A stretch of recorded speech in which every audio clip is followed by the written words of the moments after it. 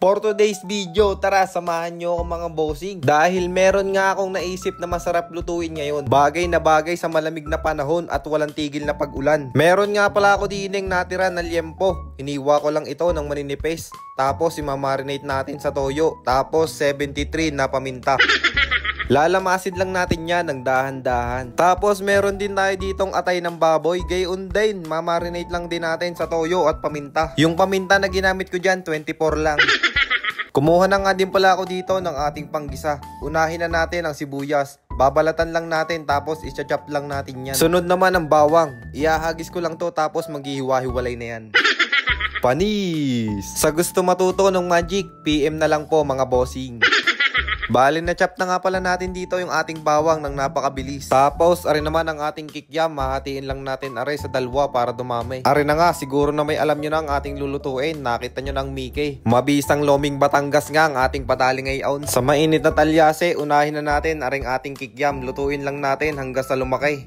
Pagka humilab na ng gayaan, luto na yan mga bossing. And then, set aside. Sunod naman aring ating pork toppings. Haluin lang ng maigi. Tuloy-tuloy lang ng sangkutya hanggang sa maluto. Tinakpan ko na nga rin pala ito para mas mabilis pang maluto. Napakalasa na rin mga bossing. 72 na paminta baga naman ang napamarinate diyan.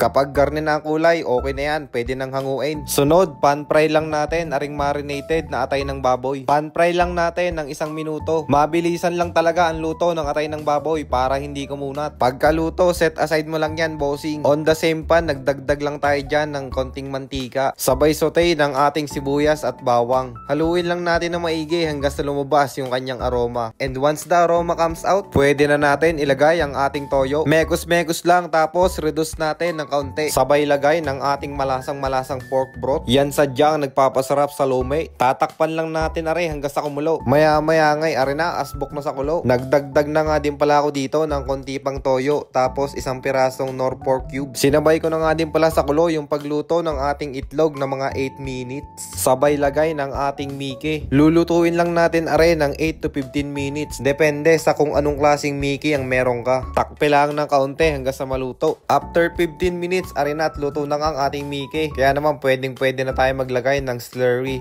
o yung cornstarch na hinaluan natin ng tubig. Pag nakuha mo na yung lapot na gusto mo, pwede mo nang ilagay yung binateng itlog. Tapos, idea rin ha, garni lang kasimple mga bossing. Luto na ang ating loming Batangas. Malapot-lapot. Ay, kita nyo baga naman iyan? 150?